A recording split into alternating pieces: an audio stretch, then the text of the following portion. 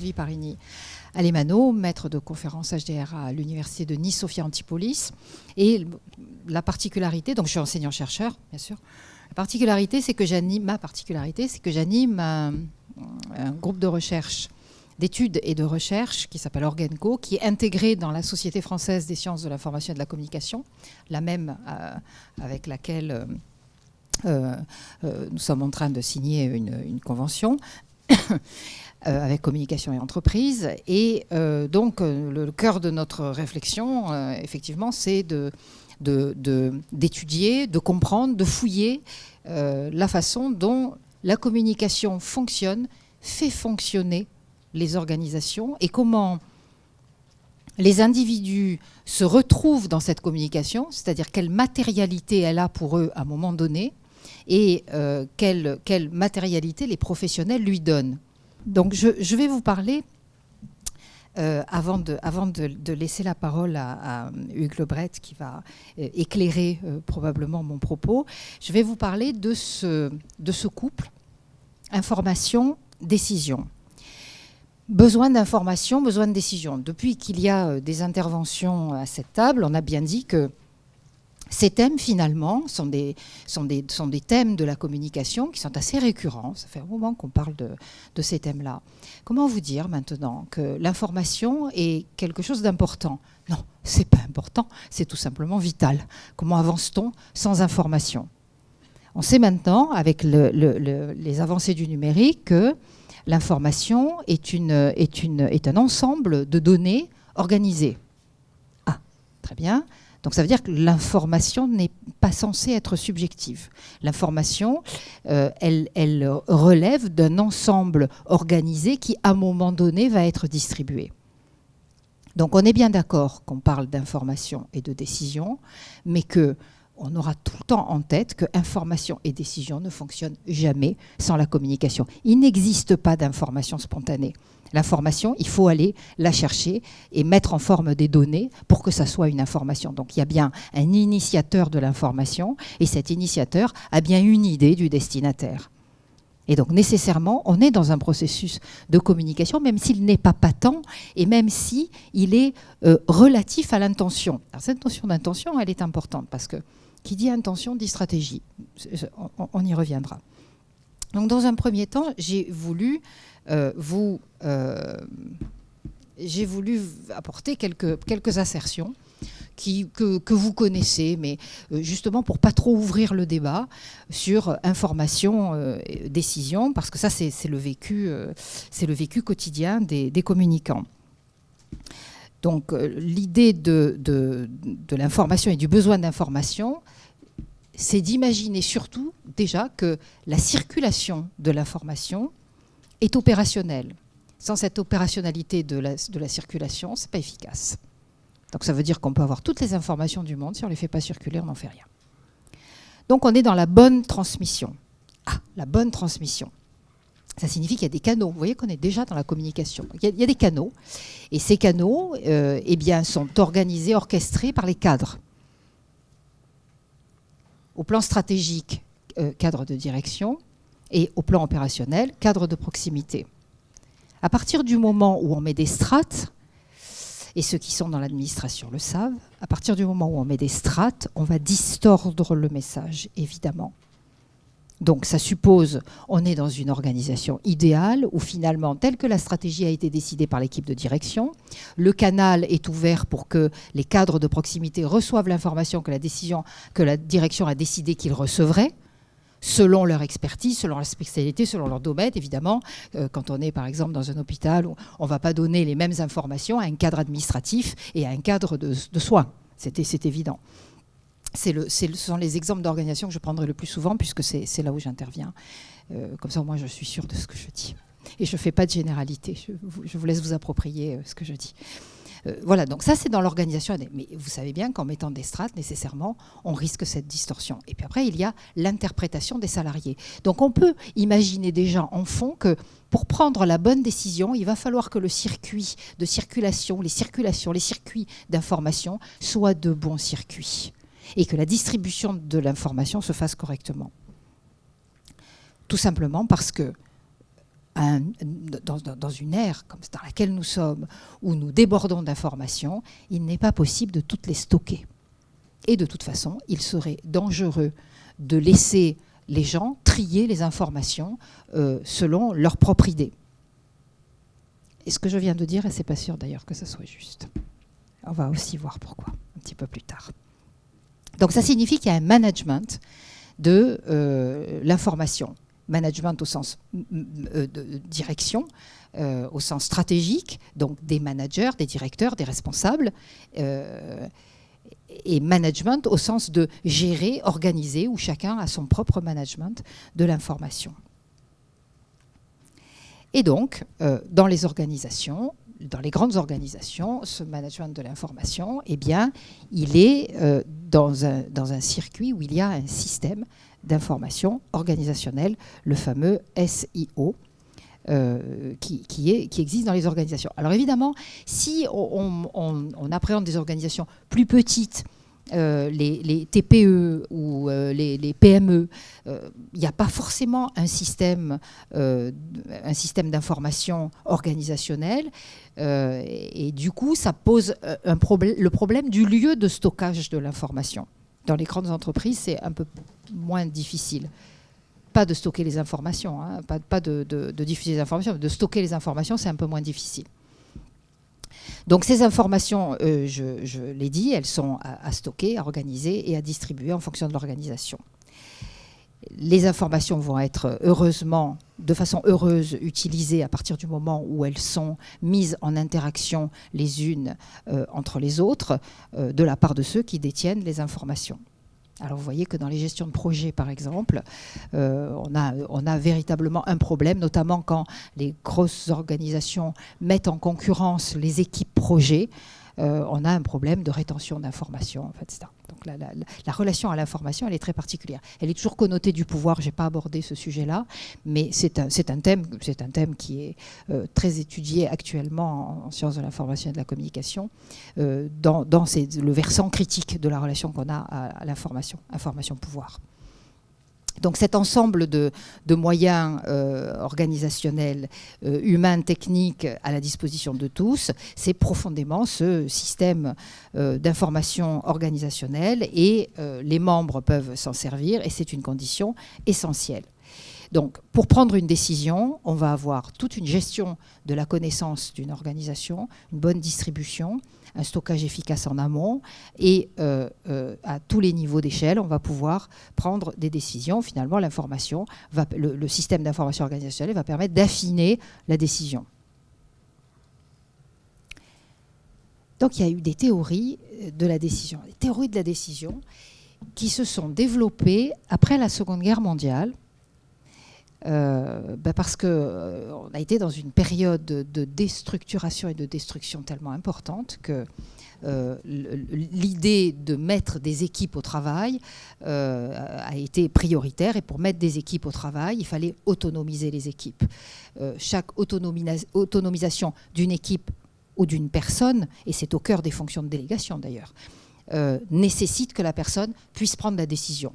Hein, on fait le raisonnement par récurrence. Si pour prendre des décisions, il faut l'information, etc., je ne vous refais pas les 2 premières diapos.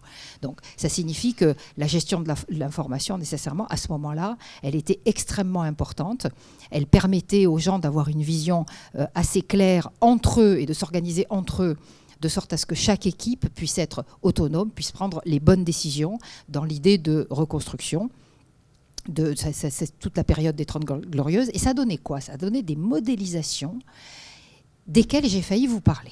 Des modélisations sur la prise de décision et d'aide à la décision. Ces modélisations d'aide à la décision, elles sont d'ailleurs informatisées maintenant. On a des logiciels d'aide à la décision qui sont extrêmement importants, très utilisés par les écoles supérieures de commerce, d'une façon extrêmement intéressante, voire parfaite, très bien. Donc tout le monde rentre dans les petites cases, actionne les boutons, et chacun étant à sa place, et bien évidemment, c'est comme quand on est aux commandes d'un avion ou d'un sous-marin, et bien très bien, tout marche très bien. Le point de vue communicationnel va aborder les choses légèrement différemment. Et c'est pour ça que je ne vous parlerai pas de ces théories et de ces modélisations de la décision qu'on va trouver. Alors, il y a des auteurs princeps Comme ça, bon, Henri Mintzberg en est un. Je pense que bon, tout le monde a jeté un coup d'œil sur Henri Mintzberg avec ses configurations organisationnelles. Et moi, je me suis un petit peu plus attachée, je ne les ai pas extraits de ma bibliographie, à des gens comme Marche et Simon, qui sont autour des années 60, entre 60 et 70, début des années 70, avec ce fameux bouquin sur l'organisation. Alors, l'idée, c'est quoi? C'est que finalement, la décision, la prise de décision, elle relève d'une intelligence collective. Là, j'ai des collègues spécialistes des intelligences territoriales. Tout cette idée d'intelligence, c'est faire les choses bien et logiquement ensemble, comme si finalement la logique ne pouvait pas relever que d'une seule personne. Yes, sir. 5 minutes. Donc, ça, c'est l'idée de la coopération. On y ajoute l'intuition. Et l'intuition va permettre de créer. C'est là où je vais passer la parole. Et là, on se réfère aux travaux de Marsh. Elle procède aussi d'une rationalité limitée. La rationalité limitée, Simon, je ne reviens pas là-dessus, on est bien d'accord, on fait ce qu'on peut avec les informations qu'on a et on ne cherche pas à faire parfait, pour la faire courte. Et l'action. Et à un moment donné, on va prendre une décision. Et on sait qu'elle ne sera pas parfaite. Donc ça veut dire que finalement, prendre une décision, c'est une dynamique d'échange, d'expérience, c'est un partage d'informations. Et l'idée, c'est que ça déclenche une décision créative. Et finalement, l'aide à la décision, c'est la bonne gestion de l'information dans un ensemble dont on tient compte de l'ensemble, même si on travaille seul, hein, parce qu'on travaille seul, qu'il n'y a pas un ensemble. Et c'est cette intelligence collective qui va ouvrir à la création dans la décision qu'on va prendre. Et c'est ça qui est intéressant, parce que si on ne prend pas de décision, on applique des normes ou des ordres. Est-ce qu'appliquer un ordre, c'est une décision? Oui. Non, on ne discute pas de ça. Donc, pour avancer sur le sujet et passer la main à une réflexion plus concrète, je voudrais conclure sur l'idée du capital humain, l'exploitation du capital humain et social dans la prise de décision. Parce que si je parle de créativité, je parle d'individu. Les aspects créatifs d'un individu ne se somment pas avec la créativité des autres. La somme des créativités individuelles ne donne pas une créativité collective. De ce fait, ça supposerait, en termes de communication, et je dis rien de plus, et rien de différent de ce qui a été dit avant, ça suppose la possibilité aux gens de laisser s'exprimer, de pouvoir s'exprimer, sur tout et n'importe quoi, y compris de dire des bêtises. La possibilité dans une organisation de dire des bêtises. Et il y a des études en psychologie qui ont été faites sur la possibilité de faire une erreur et comment on réintègre l'erreur dans une stratégie globale. Évidemment, il faut avouer que Société Générale a eu du mal à réintégrer Kerviel. D'accord. L'erreur était grosse, il faut dire. Mais bon, c'est un peu l'idée, quoi. C'est-à-dire qu'à un moment donné, il y a quelqu'un qui est libre d'agir et il va agir, il pense le mieux possible. L'exemple de Kerviel est intéressant d'ailleurs parce que ça suppose que ça soit tenu, dirigé, organisé. Si on repart du principe, comme l'a dit Valérie Lépine, que pour nous, les sciences de l'infocom, cette communication, elle est organisante. Ça veut dire qu'à un moment donné, ça va être organisé. Cette liberté d'expression, elle est quand même organisée. Et c'est un peu ce que vous avez fait dans le complexe immobilier que vous avez tenté quelque chose, une liberté organisée. Et à ce titre-là, c'est assez passionnant. Et ça marche. Parce que les gens ont tout à fait conscience qu'ils ne peuvent pas dire et faire n'importe quoi. Mais quand même, il faut qu'ils puissent dire. Voilà. Et donc, pour la part créative, je laisse la parole à Hugues Lebret. Merci.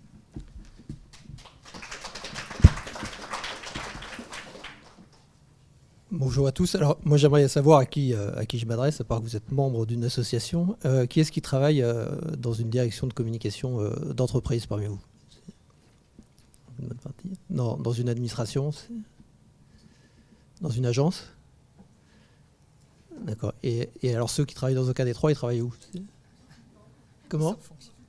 Consultant indépendant. Donc, oui, c'est que agence et consultant. Vous êtes tous des menteurs. C'est le politburo, quoi. C'est la voix de son maître.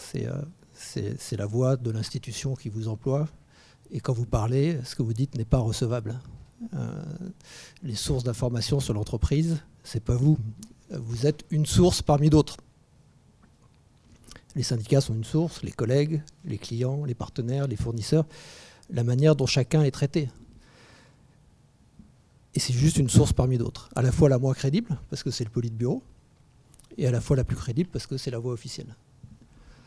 Et puis les publics auxquels vous vous adressez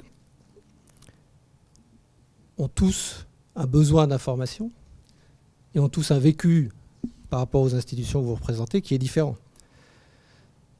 Si je ne suis pas client et que je n'habite pas dans la collectivité locale, j'ai vu qu'il y avait le directeur de la com de Rennes tout à l'heure, l'image que je peux avoir est très différente. Si par contre j'habite Rennes, je suis très concerné. Et l'image que j'ai, c'est ce que je vis tous les jours dans Rennes, et c'est pas ce que dit la direction de la communication. C'est les transports, c'est la propreté des rues, c'est l'ambiance dans la rue, électrique et vivante ou pas. Et dans une entreprise, c'est la même chose. Et donc, ça pose un certain nombre de sujets. Il y a sur la planète 7 milliards d'habitants qui font chacune 10 choses par jour, donc il y a 70 milliards d'informations. Et puis, il y a 6000 dépêches Reuters. Et puis, il y a 17 sujets aux 20 heures. Alors, c'est quoi l'information ? Dans une entreprise, il y a autant d'informations qu'il y a de collaborateurs qui font de choses par jour. Donc, c'est quoi l'information ? Et l'information, pourquoi ? Et donc, je vais vous raconter la manière dont j'ai construit la direction de la communication de la Société Générale, dont j'ai été le directeur de la communication pendant 10 ans, et puis après, ma petite expérience compte nickel, avec 2 mots à retenir simplement. Le premier, c'est le sens. Quel est le sens de l'action ? Et tout le monde doit adhérer à ce sens, et ce sens doit être noble. Et je dirais que toute organisation a un sens noble, sinon elle n'existerait pas. Une entreprise n'aurait pas de clients, une administration n'aurait pas d'élus, etc. Et le deuxième, c'est la relation. Et d'autant plus important au moment où l'explosion d'Internet, des réseaux sociaux, de tous les sujets que vous connaissez, crée des écarts absolument considérables. Et je vais commencer par une anecdote qui n'en est pas une. J'ai lu le dernier rapport du Centre national de lutte contre l'exclusion et la pauvreté. À votre avis, quel est le phénomène principal des 2 dernières années dans la pauvreté et l'exclusion ? C'est l'exclusion totale. J'ai plus confiance en personne. Plus confiance dans l'administration, plus confiance dans les associations, qui pourtant étaient des repères, plus confiance en aucune institution. Et donc, je me mets dans la démerde totale. Je ne vais pas toucher mon RSA. Il y a 65% des gens qui ne vont pas toucher leur RSA et qui sont éligibles. Et j'ai plus envie d'être jugé, et j'ai plus envie de cette relation moralisatrice avec des gens qui me regardent de manière différente. Dans la société au sens large, sans parler d'exclusion, il y a exactement le même phénomène de défiance. Regardez la cote de popularité des hommes politiques depuis le début de la Ve République. C'est absolument délirant. C'est-à-dire que François Hollande est entre 16 et 20%, mais je ne suis pas sûr que si à la place de François Hollande, il y avait un autre qui venait d'un autre parti, il aurait plus. Parce qu'il y a une décrédibilisation totale de l'ensemble des repères et une désillusion sur le sujet sur lequel je ne viendrai pas. Donc qu'est-ce que je me suis dit quand je suis arrivé à la Société Générale ? Alors j'ai eu la chance d'arriver après avoir bloqué l'OPA de la BNP et donc avoir été confronté à un sujet de communication et pas d'information, parce que la grande différence du sujet, c'est que, et ça c'est aussi une grande différence avec la communication politique, la communication d'entreprise et d'institution, mais la communication dans une situation de crise est contredite en permanence. Donc c'est pas la stratégie habituelle de j'étudie, je regarde, j'analyse, je conçois, je décide et je distribue l'information, mais c'est comment convaincre que mon avis a plus de valeur que l'avis adverse et convaincre que c'est moi qu'il faut choisir plutôt qu'un autre. Et donc c'est des communications qui sont difficiles. Et donc j'ai commencé par faire quelque chose qui est très très simple, qui est de regarder l'organisation de l'entreprise avec toutes ses fonctions, avec tout ce qu'elle faisait, et puis avec toutes ses opérations, tous ses différents métiers. Et puis j'ai regardé de quoi la direction de la communication parlait. Qu'est-ce qu'on disait dans les intranets, qu'est-ce qu'on disait dans les journaux internes, et puis qu'est-ce qu'on disait dans la presse. Et puis j'ai fait la même chose en regardant ce que faisaient les autres institutions, les mutualistes, les autres banques. Et je me suis rendu compte qu'on était super atrophiés. On parlait que de finances, que de résultats, que de performances, etc. Et puis on ne parlait pas de culture, on ne parlait pas d'histoire, parce que une de mes collègues de la Société Générale est là, et elle fait ce beau métier de s'occuper des archives historiques. On ne parlait pas du sponsoring, des missions sociales de l'entreprise, etc. Et je me suis rendu compte, on ne parlait pas des nominations, on ne parlait pas des gens, etc. Et donc je me suis dit, il faut vraiment que l'on réfléchisse. Donc le premier travail à faire, c'est de regarder sur c'est quoi cette marque, donc quels sont les attributs de cette marque, donc ça veut dire quoi. Et ça commence par à quoi on sert, à quoi ça sert une banque, donc se poser la question essentielle, et pourquoi cette banque-là est différente des autres et qu'elle va servir un petit peu plus à qui, et pourquoi. Donc se poser ces questions-là, et le sens, c'est d'aider chacun à grandir, à croître, à financer ses projets, son développement, que ce soit les entreprises, que ce soit les particuliers. Et donc quels sont les attributs de la marque que l'on peut tester, et puis après quelles sont nos valeurs, c'est-à-dire quels sont les points d'ancrage, de différenciation qui nourrissent à la fois ce sens, mais qui montrent la différence par rapport aux autres institutions pour faire ce métier de communication qui est finalement de créer de la préférence pour les clients, pour les futurs collaborateurs, pour les actionnaires, pour les fournisseurs, d'avoir envie de collaborer avec cette entreprise ou de participer à la vie de cette entreprise. Et donc une fois qu'on a fait ce travail sur le sens et sur qui on est, comment on s'appelle, il faut regarder comment le nourrir. Et c'est là où il y a un travail énorme de communication et qui est mal fait dans toutes les institutions. Comment est-ce qu'on peut savoir tout ce qui se passe dans l'entreprise ? Moi, 55% de mon temps, c'était d'être dans le comité exécutif, dans le comité de direction générale, dans les différents comités de supervision des branches, des différentes business units. Et rien que là, j'avais pas tout. Et donc, j'ai regardé l'organisation et je me suis dit, voilà, il y a 6 directions fonctionnelles et il y a 4 grandes branches, mais il y a 50 business units. Eh bien, on va fixer des objectifs de communication à chacun.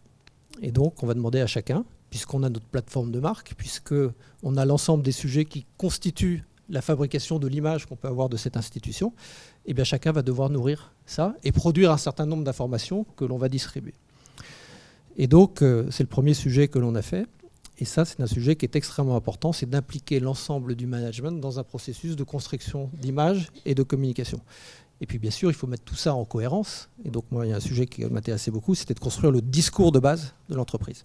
J'ai remarqué que quand on demandait à chacun c'est quoi ton entreprise, chacun avait une réponse différente. Et donc, c'est une manière de détruire de l'impact, puisque si ce n'est pas homogène, il n'y a pas une vision qui peut être commune et qui peut véhiculer la même image. Donc, qu'est-ce que c'est en 3 mots, qu'est-ce que c'est en un paragraphe, qu'est-ce que c'est en 30 pages. Donc, avoir un vrai discours d'entreprise. En 30 pages, on décrit la gestion des risques, la politique des RH et des tas de choses. Et en quelques lignes, eh bien, on dit des choses qui sont un petit peu différentes. Et puis après, je me suis aperçu que la distribution de l'information et les indicateurs de mesure que l'on avait étaient nuls. Parce que d'abord, toute communication doit être sélective. On parlait de Kerviel tout à l'heure. Le sujet, c'est pas savoir qu'est-ce que pensent les Français de Kerviel ou de la Société Générale et quel est leur avis vis-à-vis de ça. Le sujet, c'est comment mes clients s'en vont pas, comment ils ne retirent pas leur argent en faisant la queue devant les agences, comment les collaborateurs ne se démobilisent pas et comment je recapitalise la boîte en trouvant des actionnaires pour remettre 5 milliards dedans en 3 semaines. Donc c'est des sujets très focalisés et très simple. Et donc la communication, elle est toujours sélective et elle est même antinomique. C'est-à-dire qu'il y a un vrai décalage entre un discours corporate qui est très élitiste et un discours consumériste qui doit être l'inverse. C'est-à-dire que plus on est mutualiste, plus on perd d'argent, plus on est social, plus on est attractif, mais en même temps, si on est performant, on est un repoussoir, mais en même temps, c'est la performance qui fait la vie. Et donc, c'est compliqué. Et donc, je me suis aperçu que, et ça, c'est le cas dans beaucoup d'entreprises, si on pose la question toute simple aux collaborateurs,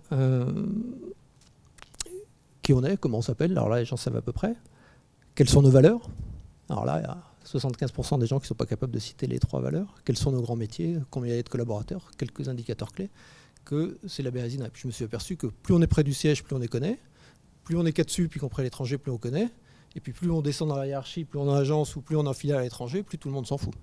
Et d'ailleurs, le turnover des équipes aux États-Unis, les gens restent maximum 5 ans dans la boîte et puis s'en vont, donc il n'y a aucune culture et longueur d'entreprise, et puis c'est différent dans chacun des pays. Et je me suis aperçu qu'avoir une communication qui était juste de l'information et qui était de la distribution d'informations, je mets un truc sur un intranet, je fais une convention de cadre, j'envoie une lettre à tous les collaborateurs, ou je fais une brochure institutionnelle, ou je fais un site web, finalement, ce n'est pas concernant et ça implique personne. Et je me suis aperçu que le seul moyen de concerner les gens, c'était de les impliquer, que dans communication, il y a le dialogue, il y a co, et il y a deux, il faut discuter. Et donc, il faut organiser une orchestration de la communication par le dialogue.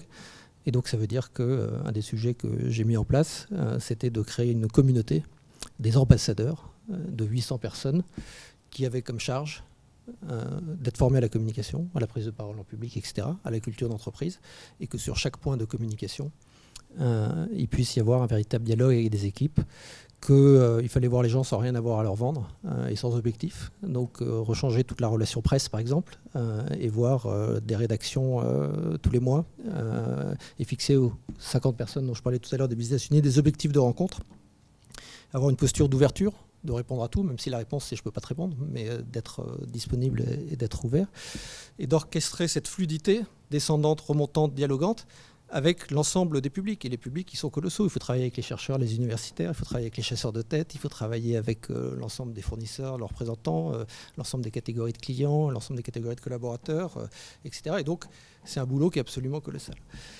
Et il faut du temps de management. Et on a regardé les agendas des dirigeants et on s'est aperçu que le temps pour la communication, il était de 5%. Voilà, je l'ai fait passer à 15%. Et donc ça veut dire qu'il faut arbitrer autre chose. Donc ça veut dire qu'il faut faire fonctionner la boîte différemment. Donc ça veut dire qu'il faut refixer les niveaux de délégation avec chacun. Ça veut dire qu'il faut repenser complètement l'organisation. Et donc c'est un travail qui est absolument colossal. Alors on n'a pas beaucoup de temps, on est pressé. Juste la crise Kerviel, elle a été gérée parce que la boîte n'a pas changé de marque, elle n'a pas perdu de chiffre d'affaires, elle n'a pas perdu de clients, même s'il y a des impacts d'image qui sont considérables. Parce que l'ensemble des collaborateurs, depuis 10 ans, avaient un processus de communication respirante, comme je viens de le décrire. Ils n'ont pas perdu confiance dans la hiérarchie, dans le management, etc. Et que l'ensemble des chargés de clientèle ont pu parler avec leurs clients de manière efficace et construite et documentée, avant même que les informations apparaissent dans la presse. Donc il y avait l'ensemble de la chaîne, et on gère bien les crises qu'en fonction du boulot qu'on a fait en communication, et notamment interne, depuis 10 ans. Donc ça, c'est la première parenthèse. Deuxièmement, j'ai lancé le compte Nickel il y a 18 mois. Et donc on a fêté nos 150 000 clients avant-hier. On a fait 0 investissement en communication. Pas de budget de communication. On a 0 investissement en marketing. Et donc on a quelques clés de succès qui sont très simples. Et qui sont, d'abord, ça a beaucoup de sens. Ça a été créé pour rebancariser les interdits bancaires.